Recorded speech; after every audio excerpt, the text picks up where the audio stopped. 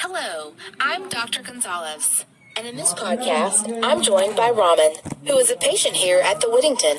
Welcome, Raman. Tell me, Raman, tell me something about yourself. I'm Raman. I'm 14 years old. I used to have leukemia. That went on for 4.5 years. Can you tell me when it was diagnosed? When I was 8. So tell me something about what it was like to have had leukemia when you were 8 for 5 years. Terrible. I thought that I was very strange because when I lost all my hair, some neighbors used to take the mick, and I was harassed in primary school for it, and that was really a bitter experience. Were you admitted to hospital for a long period? Yeah, How long were you in the hospital? 3.5 years. Fewer healthy white blood cells, platelets, and red blood cells produce the symptoms of leukemia. Based on the speed of growth and the types of cells involved, leukemia is classified into different categories. Moreover, the classification is based on how fast leukemia progresses. You must have had a really terrible time. Doctor, can you explain to me about leukemia? Actually, leukemia is cancer of the body's blood-forming tissues.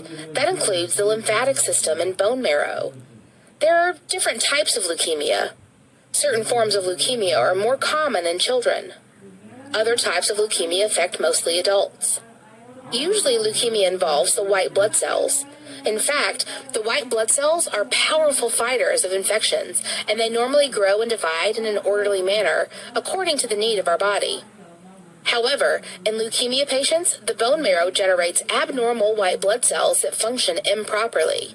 It is really very complex to treat leukemia, depending on the type of leukemia and many other factors. However, there are strategies and resources that can help to make a successful treatment. What actually causes leukemia to form? Scientists are yet to identify the cause of leukemia. It appears to develop from a combination of genetic and environmental factors. In general, leukemia occurs when some blood cells get mutated in their DNA, which are the instructions stored inside each cell that guides its action. There may be other alterations in the cells that could contribute to leukemia, which are yet to be identified completely.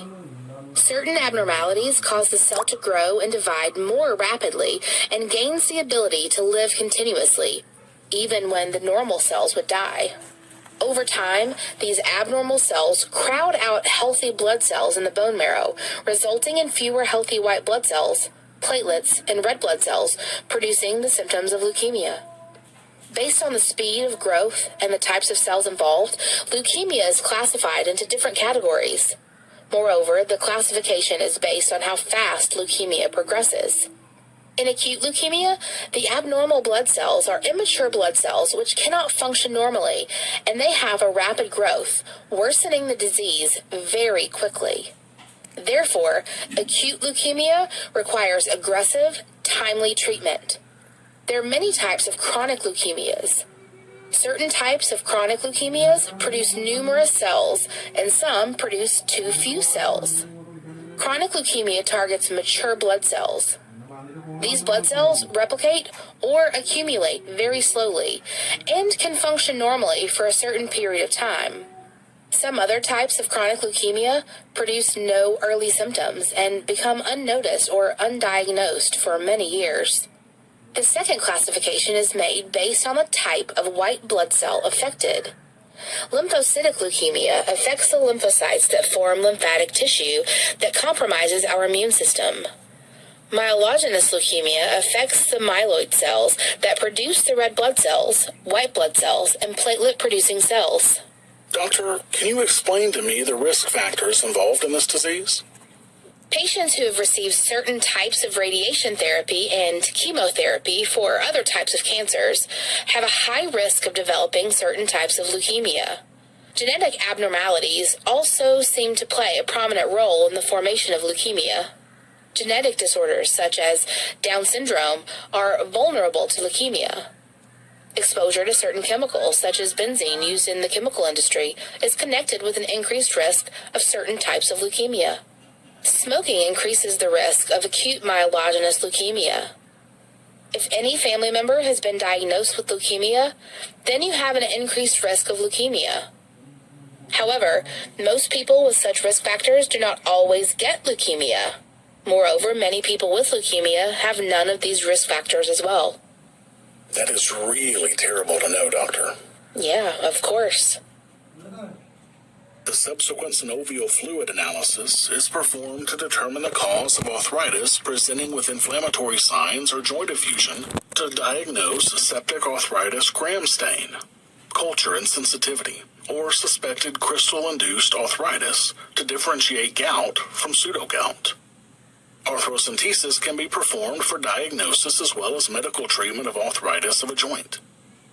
Investigation of joint fluid can help the physician to determine the causes of joint effusion or arthritis, such as gout arthritis, infection, and rheumatoid disease.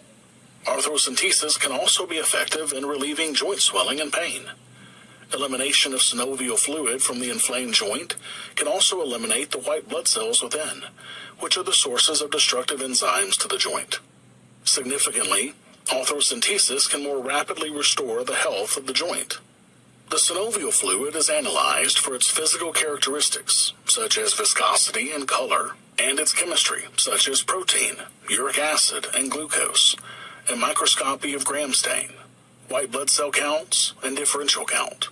If the sample is cloudy, there is a chance of bacteria, white blood cells, or crystals present. In the case that the sample is reddish, there may be the presence of blood. Or else, if it's moderately viscous and forms a string longer than 3 centimeters when a drop is expressed into the test tube called string test. The test mainly depends on the polymerization of hyaluronic acid. A less viscous fluid indicates inflammation.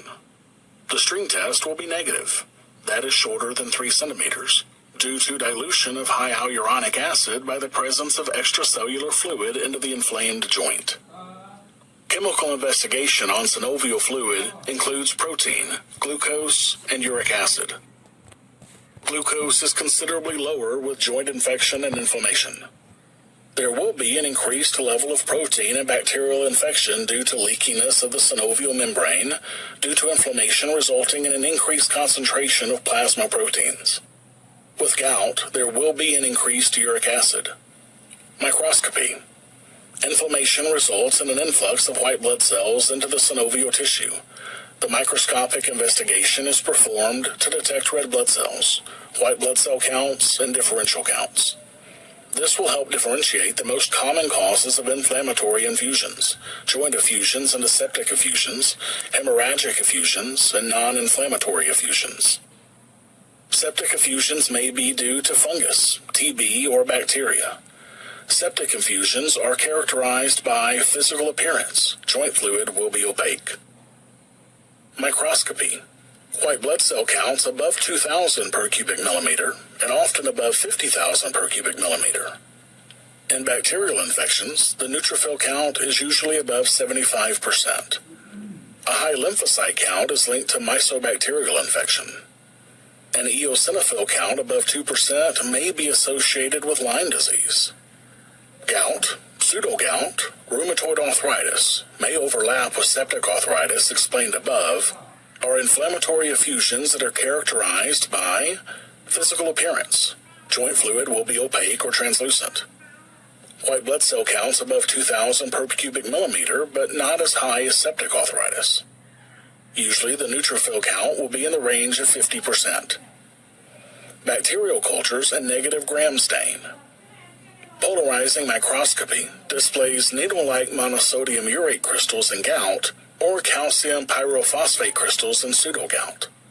When gout crystals seen under a polarizing microscope are birefringent, then they display blue needle-like crystals, parallel to east-west in relation to the polarizing axis, and yellow needle-like crystals when oriented with the north-south polarizing axis.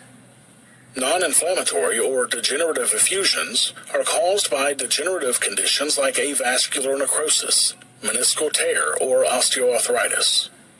Degenerative effusions are characterized by the physical appearance of joint fluid will be clear and transparent. A white blood count will be less than 2,000 per microliter per cubic millimeter. Neutrophil above 25%. Avascular necrosis, osteoarthritis, and meniscal tears are differentiated clinically.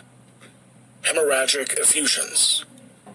Normally, hemorrhagic effusions are caused by trauma. Bleeding disorders such as anticoagulation, hemophilia, neoplasms, or neuropathic arthropathy. Hemorrhagic effusions are characterized by the physical appearance of joint fluid will be hemorrhagic, increased red blood cell counts,